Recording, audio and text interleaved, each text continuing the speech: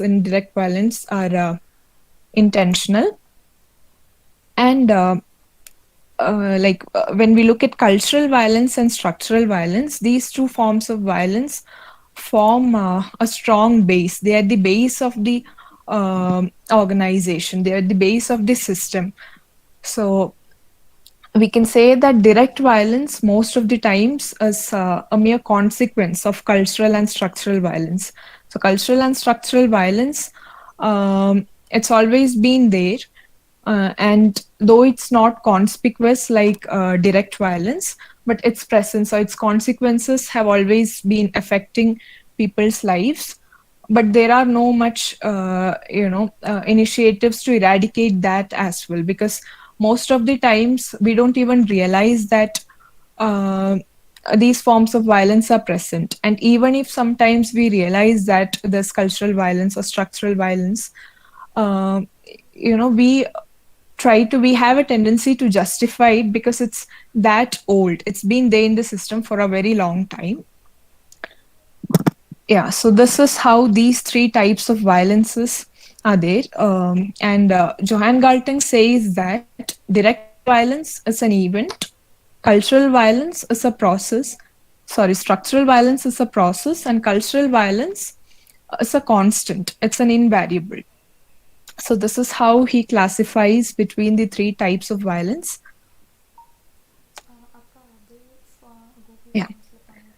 And speaking about peace, there are two types of peace as well, positive peace and negative peace.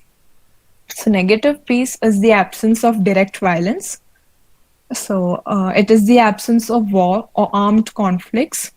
Um, but, there are, even if there is no war or violence, there are forms of socio-cultural violence and injustice or inequality. Such things remains in a case of negative peace. So even though negative peace is important, it is not enough to have a holistic understanding of peace. A positive peace is important. Positive peace is the presence of justice, humanity, harmony, and all, and it is the absence of structural and cultural violence. Negative peace is about the absence of direct violence, but positive peace is the absence of structural and cultural violence, which would eradicate all forms of social injustices that we are witnessing or experiencing in our day-to-day lives. Okay. Now, there are two ways of looking at peace. Okay. That is, we have like two approaches towards peacemaking. So we can either focus on peace as an end product, as an end result of something, and we can also look at peace as a process. So looking at peace as a result, as a product of something, may involve injustice and violence in the process of making peace. Whereas focusing on peace as a process ensures that the path of peacemaking is as peaceful or as fulfilling as the product it accomplishes. So we have some, when we speak about looking at peace as a process, I would like to mention a few names, few names of people in history who were great practitioners of nonviolence. King Ashoka, he was known for his, violence, his strategies of violence, and his violent conquests.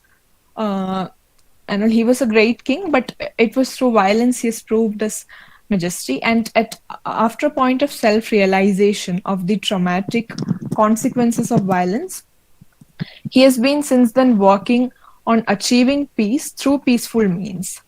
So this is one great example we can look at when we're speaking about peace as a process. Then we have Mahatma Gandhi and Martin Luther King, who have demonstrated non-violent methods of resistance through civil disobedience, boycotting, and other non-violent forms of protest and resistance. So in such ways of resistance, peace has always been a process. It's not simply a compromise or an end result of a process. Okay. Now we'll look at peace and violence in relation to language. So language has also a very, you know, a very great role in making peace or spreading violence, because language is consciousness. It's one of the most convenient mediums of expression. Um, it's a medium of expression where we convey our most basic thoughts as well as our most complex thoughts. And because of this reflective nature of language, it can incite conflicts or restore peace. And language is knowledge. Language, like knowledge and like power or wealth, a language can also be accumulated, and it can create a divide between the divide in the society between the haves and have nots. So because language is knowledge, language is also power. We know knowledge is power, so language is also power. Language holds a great power to transcend an individual or to transform an individual, a whole society. It is because it's a way of looking. We look at the world through language. We build our world through language. So language has great power to make peace or to create violence or to destroy peace.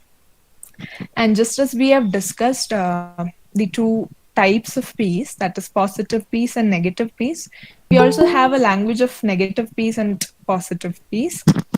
So the language of negative peace is mere words, mere words uh, declaring the end of a conflict, or we know that words that we don't mean, or words that are not followed by an appropriate action. So this language of negative peace, like negative peace itself, it doesn't have much of an effect. It still spreads injustice. But the language of positive peace is about inclusive communication, and it's about respecting diversity. It's about respecting the differences, accepting the differences. Yeah.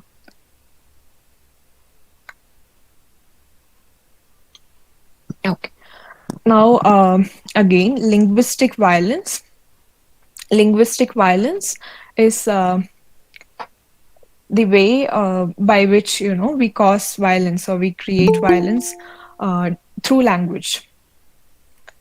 So we usually, when we speak about violence, we always tend to look at violence in terms of physical violence, that is through physical assaults or the use of force and all. We don't usually look at violence in terms of in terms of language. We tend to overlook the violence in language. And even if we come across such instances of verbal violence or verbal abuses, sometimes from the family or outside the family, in the institutions and all, we tend to overlook that. Violence in language has not been studied much, or it's not seen as a big thing.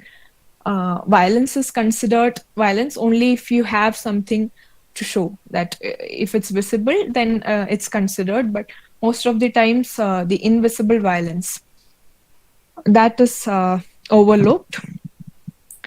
And we'll be discussing about this linguistic violence, the types of linguistic violence, the forms of linguistic violence. And the major difference, we have offensive language and oppressive language. These are examples of linguistic violence, examples of how words or language causes harm. And offensive language, I would say it's it's intentional. It's a form of direct violence where you would target an individual or a group of society and attack them emotionally or psychologically through words, using words as a weapon. And oppressive language, it's been there in the system. It is a form of structural violence where the victim may or may not realize that the harm caused through oppressive language. This is most often seen in the cases of uh, racism, racist language, sexist language. And in these forms of language, we often attack or target a minority population or a weaker population, like people considered to be weaker. So this is the difference between offensive language and oppressive language, and both has the capacity to hurt an individual, to harm an individual psychologically and emotionally. Yeah. And these are the forms of linguistic violence. There are three forms of linguistic violence: the subtle forms, abusive forms, and grievous forms. So the subtle forms of linguistic violence remain subtle.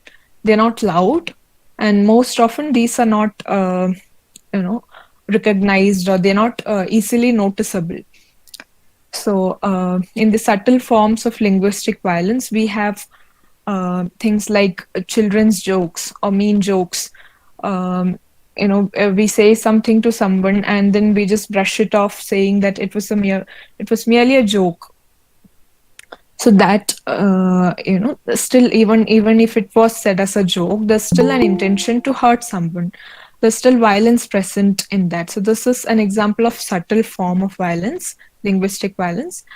Then literary restrictions are where you don't have the access to language, like you have a professional language, a person belonging to a profession using jargons, like a lawyer or a doctor, anybody belonging to a particular profession and using jargons for to mislead an individual or a group of people. So this kind of restrictions, this is a subtle form of violence. So the intention of using that kind of language is to deceive someone or to exploit someone. So this is also a subtle form of violence. And official languages, again, the minority languages being dominated by the majority languages, linguistic imperialism, all of this comes as examples of official language in this form. So these are subtle forms of violence. And in the abusive forms of violence, linguistic violence, we have heterosexist language, racist language, sexist language. All of these types of language, all of these forms of language that is intended to attack a minority group.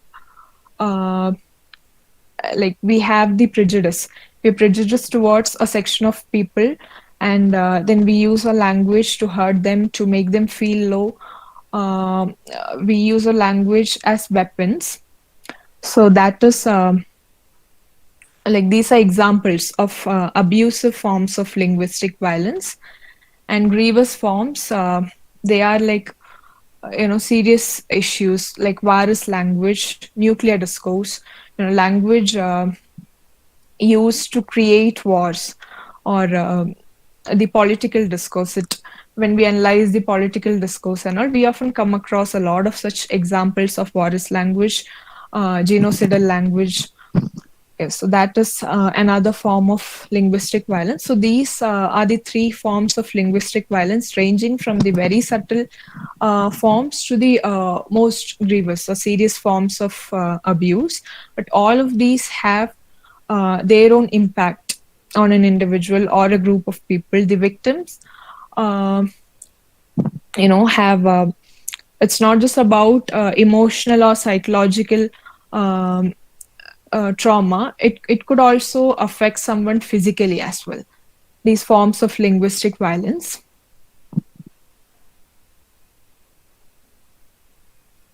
Now, considering all these issues and the amount of linguistic violence that's been there in everyday lives of people, there are a lot of initiatives against this linguistic violence to promote linguistic non-violence or linguistic peace. And a prominent uh, a proponent of linguistic violence as Marshall Rosenberg. He has a framework for nonviolent communication, which he suggests by using language to build peace. And in his framework of nonviolent communication, he promotes the conscious use of language to express ourselves and to listen to the speakers or to receive empathetically. And he says that nonviolent communication is a process. So there are a few steps in his process of nonviolent communication. This is observing, feeling, needing, and requesting.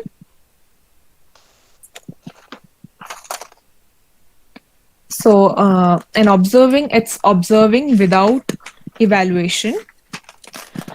So a philosopher named J. Krishnamurti, he said that observing without evaluating is the highest form of intelligence, because when you evaluate after you observe something, that is when you combine your observation with evaluation, it becomes a form of criticism. So Rosenberg votes for observing without evaluation. We just observe a specific act or a particular incident. So it's mere observance. We don't associate that with an evaluation. We don't follow it up with an evaluation. So suppose you say someone to do something for you, and if the person doesn't do, so that is it's like you just simply observe that this person hasn't done. But we usually have a tendency to associate that with laziness. So this person hasn't done this, so we normally say that he or she is lazy. So this is an example of observing and evaluation. So Rosenberg says that our observation should be mere observations, not followed by evaluations. And the next step is feeling. So it is about identifying and expressing feelings. So he says that to identify our feelings, we should be first able to distinguish between our feelings and opinions or thoughts.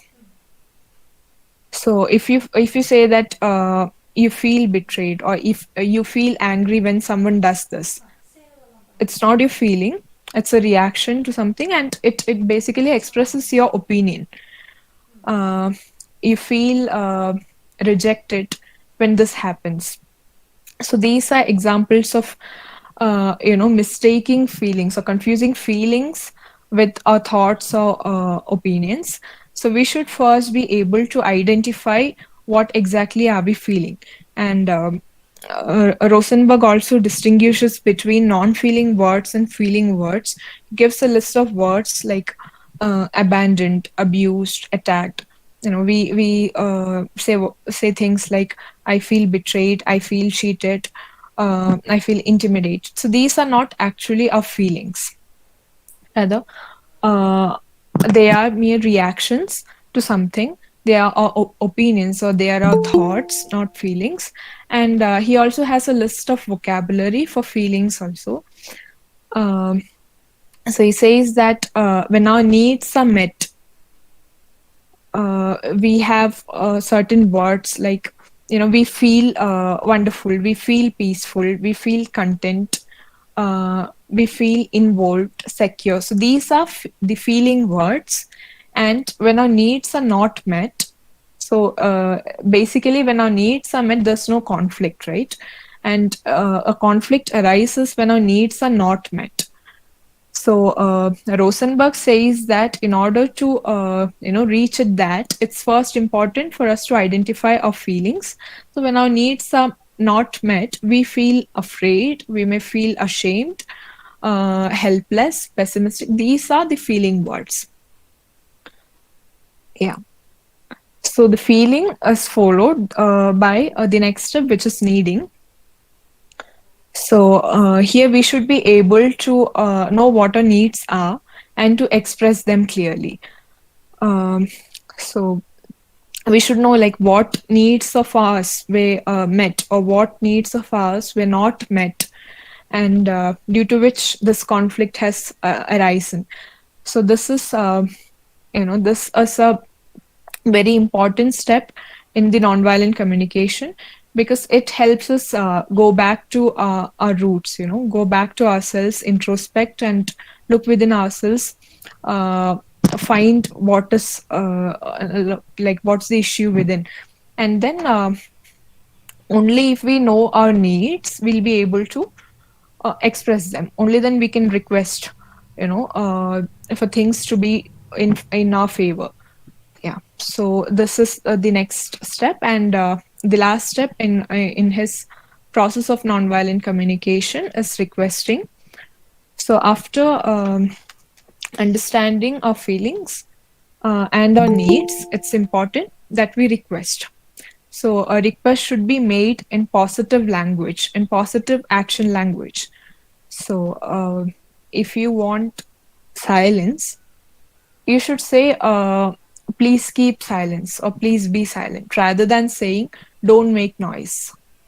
So that is positive action language. The use, we should avoid the use of negative action languages. And request, he says, should be worded in specific, concrete actions. And and request should also be followed by our needs and feelings. We should say what we feel and we should say what our needs are, and then make the request, rather than simply requesting, because he says when requests are not accompanied by feelings and needs, they become demands. And when your request sounds like a demand to the listener, there are no chances of, there are the chances of them cooperating and doing what you want from them is less. So when you make your requests sound like requests, it should be accompanied by your feelings, by your needs, whatever it be. It should be clear, and it should be done in a positive action language, and only then it would be conveyed clearly to the other person, to the listener. Yes. So this is sorry. So this is Marshall Rosenberg's process of nonviolent communication, and he also emphasizes on empathetic connection in communication. So communication should be about empathetic, giving and empathetic receiving. So empathy is not advising or reassuring or explaining our situation. When someone speaks about their situation, it's not that we also tell our situation. It's empathy is none of that. Empathy is emptying our mind, listening with our whole being, and like truly understanding, listening for the purpose of listening. Similarly, we should also be, while expressing ourselves, also there should be no other prejudices or forms of judgment. This empathetic, pure empathy from the speaker and the listener. So that forms a meaningful communication, a non-violent communication. Whatever be the conflict, Rosenberg says that when this strategy is followed, because this is a non-violent strategy, we'll be able to get our needs met, and the communication, the process would be non-violent, not just the product, but the process as well would be non-violent and peaceful.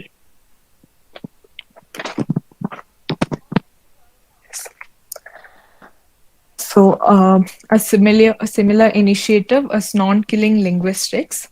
Non-killing linguistics is also, the study of using language based on the non-killing paradigm. And the non-killing paradigm is the system where there's no killing, is a system where there's no killing, no threats to kill, or no justification for the use of weapons designed to kill. Uh, yeah.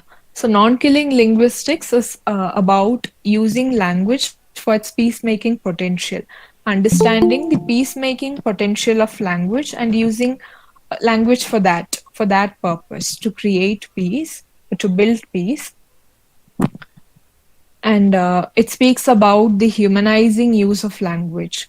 So the humanizing use of languages, as I've already mentioned, it's respecting the differences and social inclusion. So when there's something, when there's a difference, you know, uh, we may have a tendency to not accept that and dehumanize, and that automatically thoughts translated towards we may resort to dehumanizing use of language.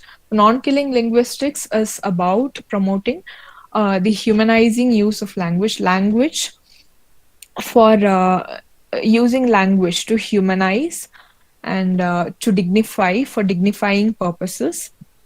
And in a non-killing society, language users need to be empowered uh, with this a humanizing language, constructive communication, and constructive dialogue should replace violence in a non-killing society. And that also avoids non-violent metaphors. We have a lot of violent metaphors in our everyday speech.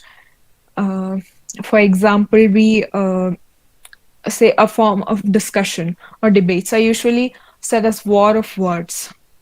So it's seen as a war of words. So these kinds of violent metaphors or killing metaphors, uh, backbiting, such words, uh, so these are such words or such violent metaphors needs to be replaced with non-violent metaphors with constructive dialogue, humanizing use of language. This is the aim of non-killing linguistics.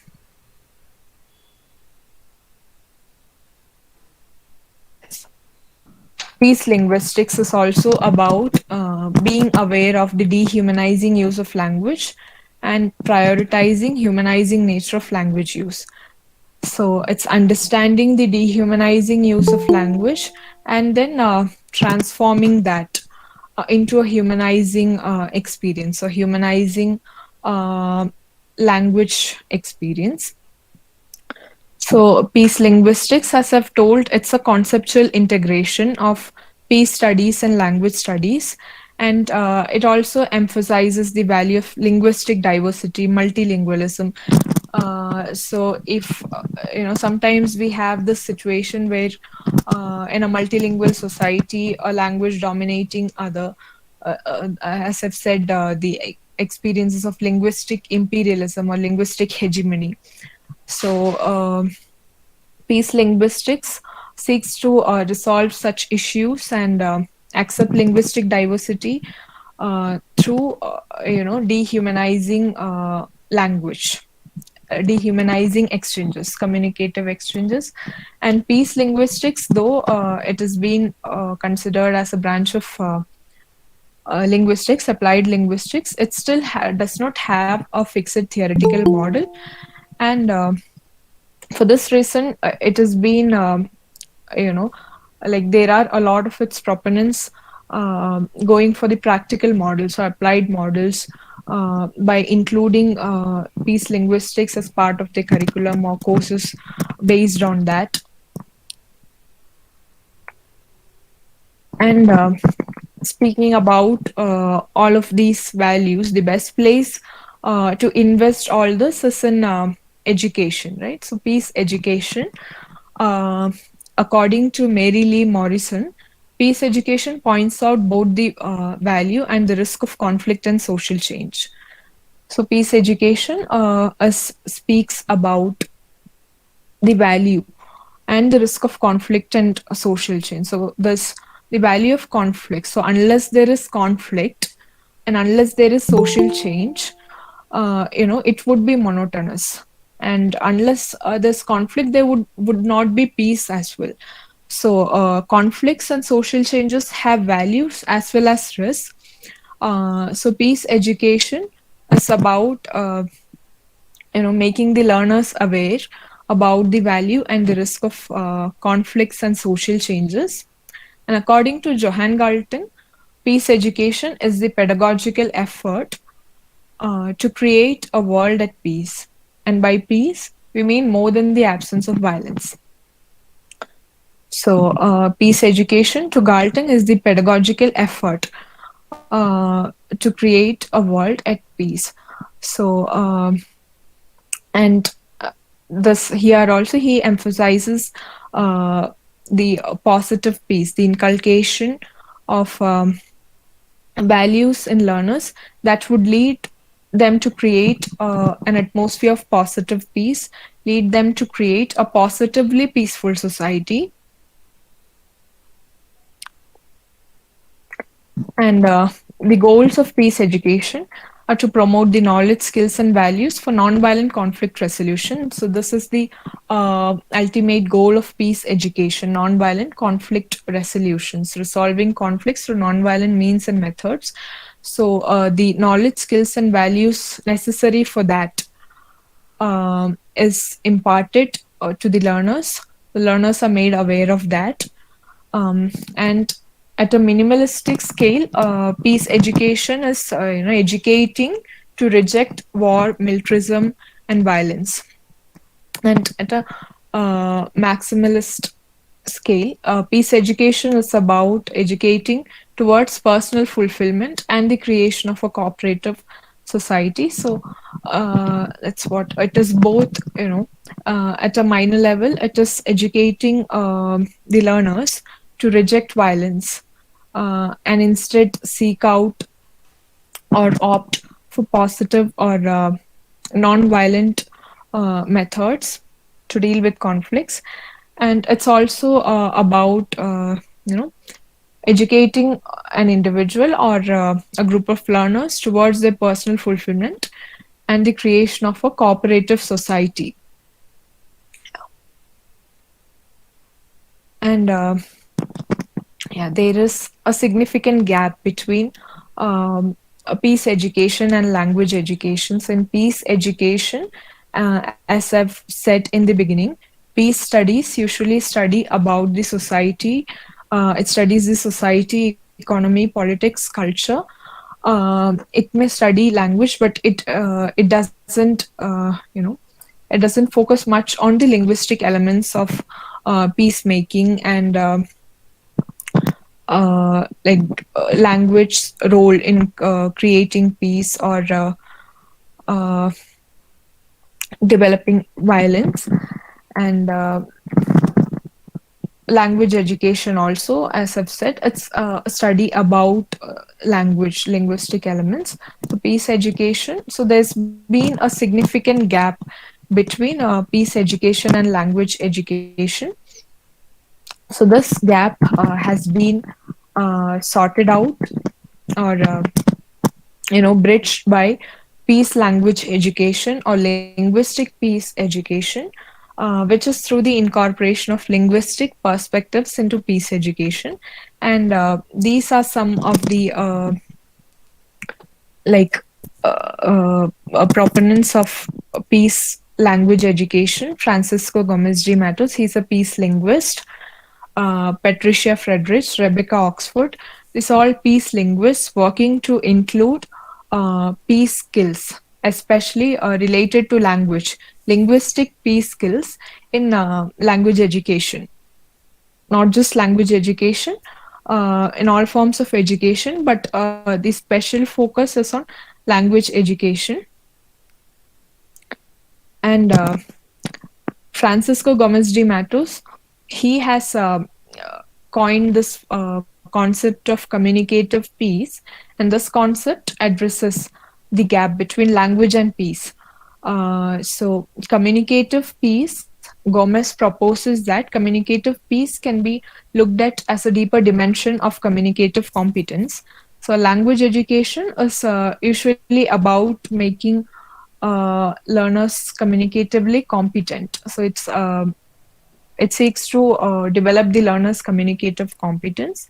So, Gomez says that communicative peace should be included as an element of communicative competence, or communicative competence should be transformed as competence in communicative peace, competence in using peaceful language, or competence in using language for peaceful purposes.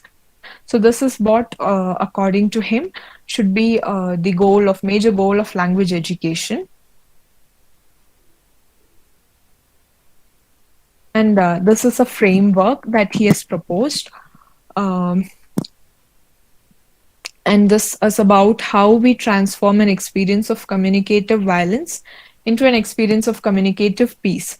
So he mentions a few constructive conflict transformation and resolution strategies. So this is not just for the language learners or language teachers, it's for everyone.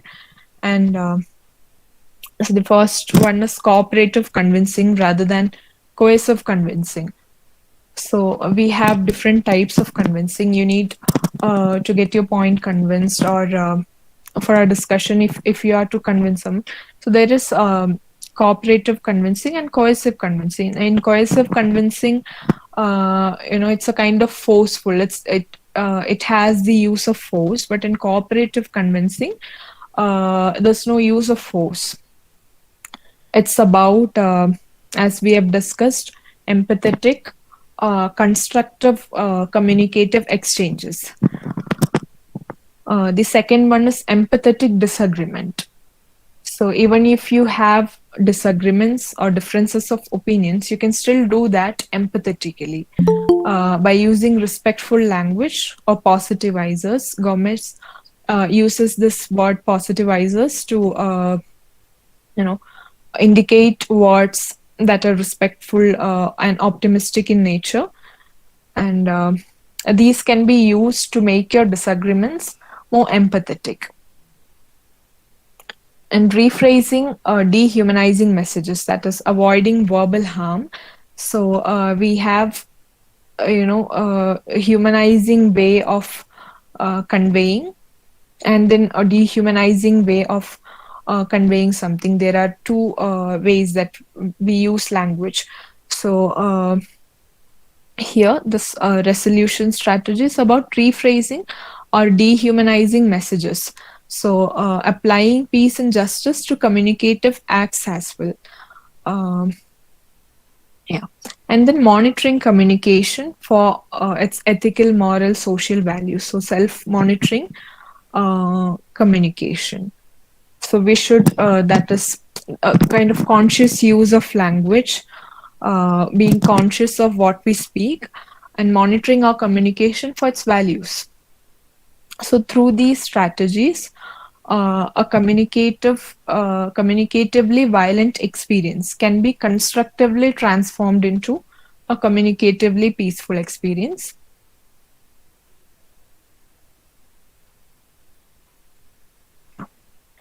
And these are some examples of peace literature, because literature reflects life, and my studies based on this, like applying peace linguistics in literature. So peace literature is a literary genre. It's an emerging genre that fulfills the social need of peace. So any genre is defined as a group of, or a canon of works that fulfills a certain need, a criteria. So the peace literary works are works that fulfills the social need of peace, and peace is a social need. Uh, so this concept of peace literature has been developed by Anthony Adolph. He's a theorist, and I would like to mention a few poems. These are performance poetry, spoken word poetry, um, as peace literature. So peace literature. In peace literature, we can include a lot of works. It could be, poems, novels, um, literary text, non-fiction, tweets, or anything that speaks for peace, anything that seeks to accomplish peace amidst violence. So I would like to just refer to these 2 3 poems here. So Rifle is a spoken word poem. It is about a constructively conflict transformation. Um, so here the poet refers to his experience of how he has repurposed himself, and to like indicate this experience, he refers to an example of an artist named Pedro Reyes. So he's a Mexican artist. So what he does is he gets illegal weapons from the Mexican government, and then he transforms them into instruments of peace. So he has transformed a lot of such rifles or guns into musical instruments. So that is an example of repurposing.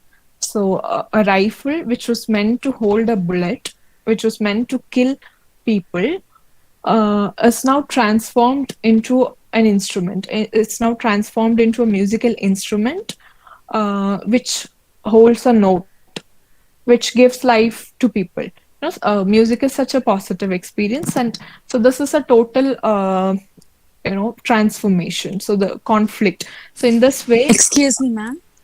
I'm yes, sorry to interfere, but I think my comment is pertinent here.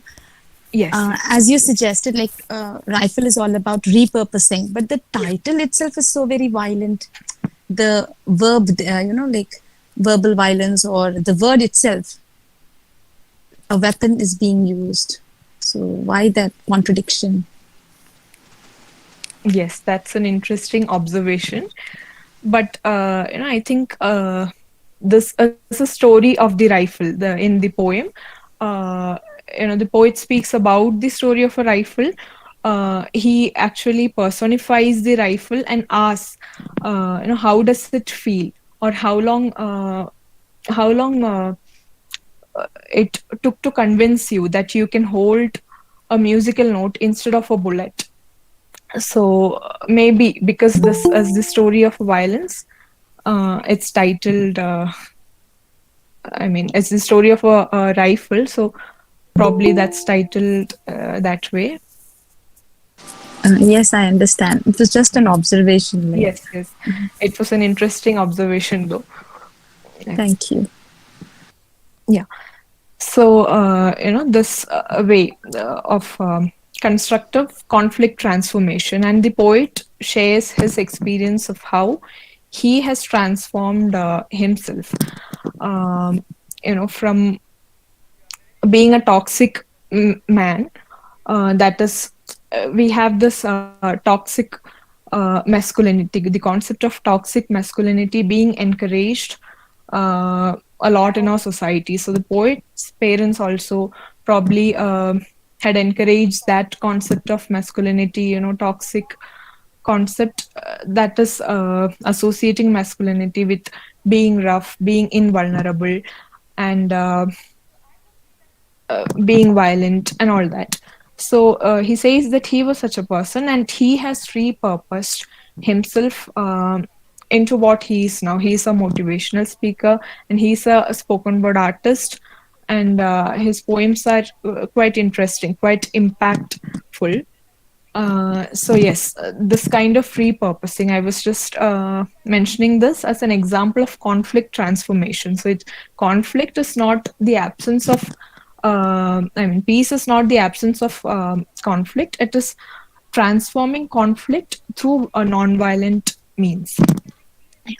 And Still I Rise, this is a very popular poem, Maya Angelou's poem. So she speaks about instances of being oppressed, being victimized, um, yeah, being objectified, a lot of such humiliating experiences. And this very phrase, still I rise, uh, that itself is a call for empowerment. So this poem is also an experience of non-violent resistance. The poet resists to be resists against being objectified, being victimized, and she proclaims her empowerment, her confidence, her way of living. At the end of the poem, the message is that her living, that happy living or joyful living, her life itself is a resistance to the oppression that she's been suffering, that she's being subjected to. Yeah. And to this day, this is a poem about bullying. It's an anti bullying poem. So the poet speaks about his experiences of being bullied, the trauma of, uh, and bullying here is verbal bullying, a lot of verbal bullying from peers, from family. So the trauma of that, going into depression and all that, and coming back, realizing self worth, and reviving from that. So these are just examples that I had mentioned here to convey this point. There are a lot more interesting, piece literary works in poetry as well as in other forms of genre. So yes, and there's this new piece, linguistics. So this is proposed by Andy Curtis. So he looks into systematic and in-depth analysis of the spoken and written texts of people in power. He says that language is knowledge and knowledge is power. So language is power, right? And so any change that we intend to make in language, in the use of language, can be best applied um, when it's done or when it's implemented, um, like with people who are in power, with people in power. So it's a kind of political, but this is also, it's not simply the theoretical model that peace linguistics, the earlier peace linguistics was speaking about. It is a more, it's a kind of an in-depth exploration, and it explores and analyzes the spoken text as well as the written texts of people who are in power, because they can actually make a difference. They can create wars, they can end wars with the language they use. So this is also a recent emerging branch of linguistics, the new peace linguistics. Yes. So that's all about that.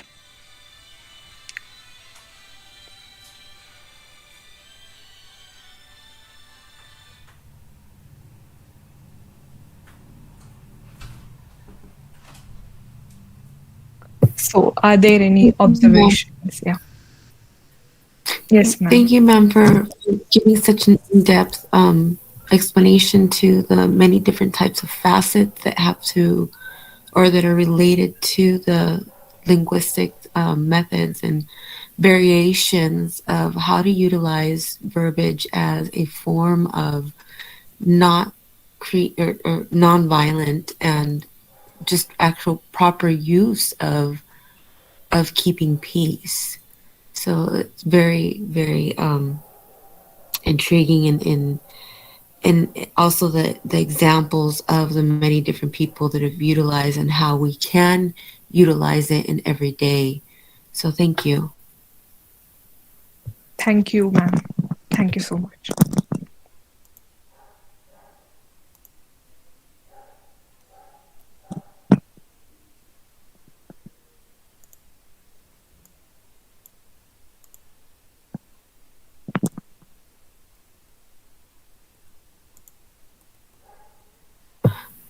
Actually, will this be posted in the WhatsApp group for the Google Drive and all that to reference later? Yeah, this would be posted in the Google Drive because this is being recorded.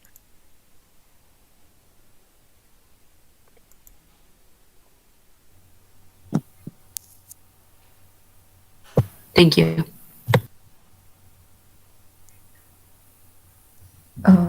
Any other observations and points to add on?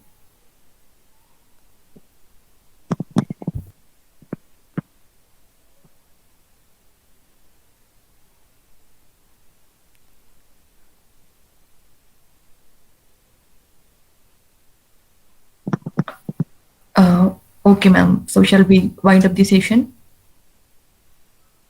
Yes, Abhi. Thank you, ma'am. Thank you for the informative session. Thanks so Thank you much. so much. Yeah, thank you so much.